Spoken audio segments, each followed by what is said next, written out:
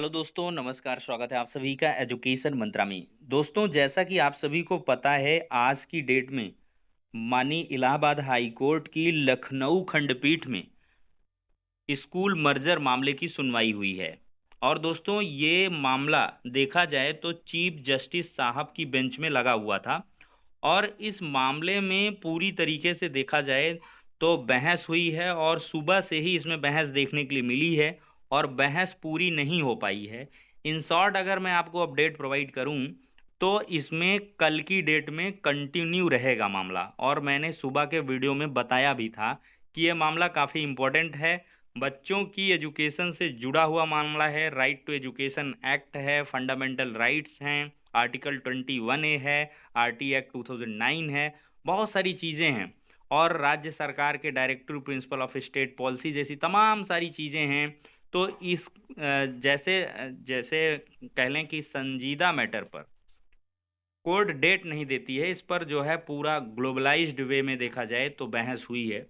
और पूरी तरीके से दोस्तों अगर देखा जाए तो सुबह 10 बजे कोर्ट खुलती है, तो 10:20 पर कोर्ट की सुनवाई जो है, कार्रवाई जो है वो शुरू हुई। और कुछ एक मामले थे, आईसीआईसीआई बैंक का एक ऋण संबंधित मामला था जो लगभग 11:35 पर समाप्त हुआ था। और फिर इसके बाद याचिका संख्या SPLA 222/2025 पर गौरव मल्होत्रा सर ने बहस शुरू कर दी थी। लेकिन डॉक्टर LP मिश्रा साहब थोड़ा सा सीनियर एडवोकेट हो जाते हैं, तो उन्होंने जिरह करने के लिए पहले जो है रिक्वेस्ट करी ऑन कोर्ट, तो उनको एक्सेप्ट किया गया और सबसे पहले डॉक्टर LP मिश्रा साहब को जो है बहस का मौका दिया गया। और उन्होंने RT एक्ट 2009 और नेबरहुड की डेफिनीशन को रखा, और चीफ जस्टिस साहब की जो इस पर टिप्पणियां हैं वो निकल के आईं। फिर इसके बाद उनकी जो बहस है वो होती रही।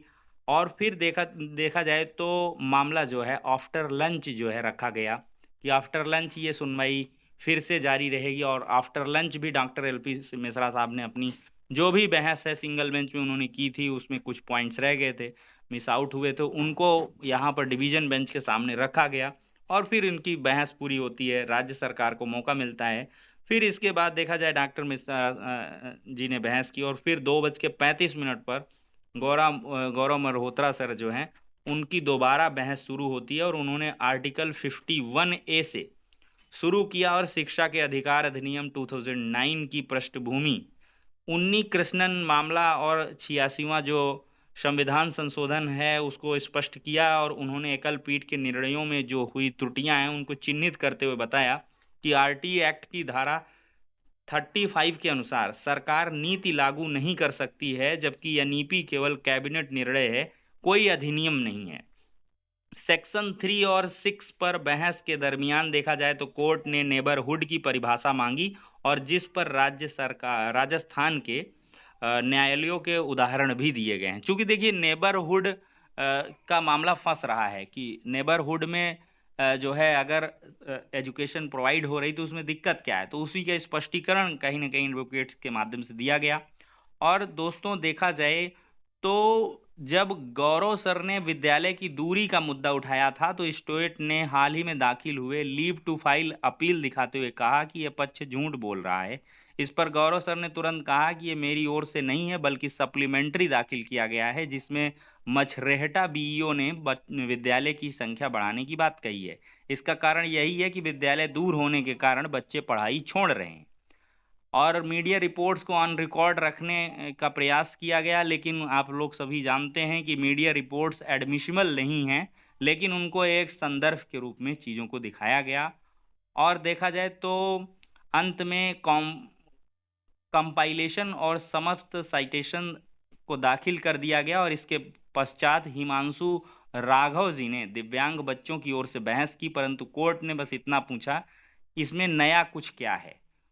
जब उन्होंने कहा कि 900 मीटर वाला विद्यालय निकट था, अब दूर हो गया, तो कोर्ट ने रुचि नहीं दिखाई। इससे प्रतीत हुआ कि पूरी तरह से तैयारी नहीं थी, मतलब ज़्यादा इसमें क्लियरेंस नहीं आ पाया है।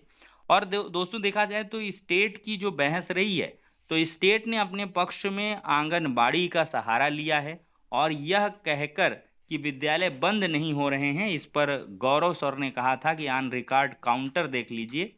और दोस्तों देखा जाए तो सरकार ने भी पक्ष रखा है और उन्होंने बार बार पर यही एम्फसाइज किया है कि ये जो विद्यालय हैं वो मर्ज किए गए हैं, पेयर्ड किए गए हैं और कोई विद्यालय बंद नहीं किया गया है। वहाँ पर आंगनबाड़ी चलाई जा रही है, सॉरी, आंगनबाड़ी के साथ साथ बाल वाटिका का सम्मिलित चीज़ चलाया जा रहा है। अभी एक इंटरव्यू भी आया था कंचन वर्मा जी का, उसमें जो उन्होंने सारी बातें को कहा हुआ है उसको ऑन रिकॉर्ड भी रखा गया कि हम बाल वाटिकाओं को इस प्रकार से समृद्ध और सुसज्जित कर रहे हैं कि 3 to 6 ईयर के जो बच्चे हैं हम उनको तैयार कर पाएं बाल वाटिकाओं में, और फिर वो संसाधन पूर्ण जो पास के विद्यालय हैं 6 साल के जैसे ही हों, तो उसमें अपनी वो बेसिक एजुकेशन को ग्रहण करें, शिक्षा का वहाँ पर जो है एक बढ़िया एटमॉस्फियर प्रोवाइड करने की बात किया गया। डिजिटलाइजेशन किस प्रकार से, और कुल मिला के ये फोकस किया गया है कि विद्यालयों को ऐसी जगह पर शिफ्ट किया गया है, उनको जो है जोड़ा गया है कि जहाँ पर सारी सुविधाएं हैं, वहाँ पर हर चीज़ मुहैया कराई जा रही है। और ये बच्चों की कहें तो उनकी क्वालिटी एजुकेशन को बढ़ाने के लिए उसमें एक गहरा इम्पैक्ट पड़े, इसके लिए ये प्रयास किया गया है। तो इस प्रकार की सारी बहस दोस्तों स्टेट की तरफ से की गई हैं। और दोस्तों अब यह मामला कल की डेट में फिर से लग गया है और उसकी जो कॉज लिस्ट है, एडिशनल कॉज लिस्ट, वो भी दोस्तों आ चुकी है। और दोस्तों एडिशनल कॉज लिस्ट में आफ्टर 12 फ्रेश केसेस ये मैटर लगा हुआ है कल की डेट में, मतलब इसमें भी सुनवाई तय है और एक लंबी बहस चलेगी। 12 फ्रेश केसेस के बाद आई थिंक सीरियल नंबर 3 में एडिशनल कॉज लिस्ट में ये लगा हुआ है। मामला जो है स्पेशल अपील 222/2025, तो इसकी सुनवाई कल की डेट में फिर से होगी। और इसमें संभवतः ये भी है कि कल अगर 2 ढाई 3 घंटे फिर से बहस हो जाती है तो इसमें ऑर्डर रिजर्व भी हो सकता है। अगर ऐसा नहीं होता है तो एक दिन और एक्सटेंड कर देंगे और फिर इसके बाद आप लोग देखेंगे कि डिवीजन बेंच अपना फैसला सुनाएगी और उसमें स्पष्ट हो जाएगी किस प्रकार से क्या कुछ चीज़ें हैं। हालांकि जो कोर्ट है उनकी प्रतिक्रियाओं को आप भांप नहीं सकते हैं। अभी आज की जो बहस है उन्होंने हर चीज़ को जो है डिवीज़न बेंच ने पूरी तरीके से गहनता से उस पर विचार विमर्श करते हुए उसमें पूरी सुनवाई को सुना है और ऑन रिकॉर्ड लिया हुए सारे डॉक्यूमेंट्स को और जो भी पॉइंट्स रहे हैं उनको डिक्टेट भी किया गया है, मतलब उनको नोट डाउन किया गया है। अब दोस्तों देखा जाए तो कल की डेट में फिर से ये मामला टेकअप होगा, फिर से बहस होगी, सरकार अपना पक्ष रखेगी, मिश्रा साहब बच्चे रखेंगे और भी जो सीनियर एडवोकेट्स हैं वो अपना पक्ष रखेंगे। और दोस्तों मुझे जहाँ तक लग रहा है ये लड़ाई अभी लंबी चलेगी और इसमें जो भी फाइनल डिसीजन है वो डिवीज़न बेंच से नहीं रुकने वाला है। ये मामला सुप्रीम कोर्ट तक पहुँचेगा और सुप्रीम कोर्ट से, that is the final and last court, तो वहाँ से ही जो चीज़ें फाइनलाइज होंगी उसी को लागू किया जाएगा।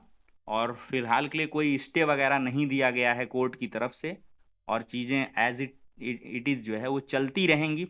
और 1 से 2 दिन का इंतज़ार है, ऑर्डर जैसे ही रिजर्व होगा और फिर डिलीवर भी बहुत जल्दी होगा, फिर सारी चीज़ें स्पष्ट हो जाएंगी। क्योंकि देखिए दोस्तों एडवोकेट्स जो अपनी बात रखते हैं, कहीं ना कहीं जो भी एडवोकेट है वो अपनी चीज़ों को अच्छे ढंग से ही प्रस्तुत करता है सोशल मीडिया वेबसाइट्स पर या जो भी सोशल मीडिया संचार साधन है। तो इससे हम पूरी तरीके से कंफर्म नहीं हो सकते हैं या जिन्होंने एडवोकेट्स को हायर किया है वो अपनी अपनी जो है अच्छी बातें ही बताते हैं, तो वो ऑर्डर में दिख जाएगा जो ऑर्डर होगा। तो फिलहाल के लिए दोस्तों इस वीडियो में इतना ही, नेक्स्ट में मिलते हैं।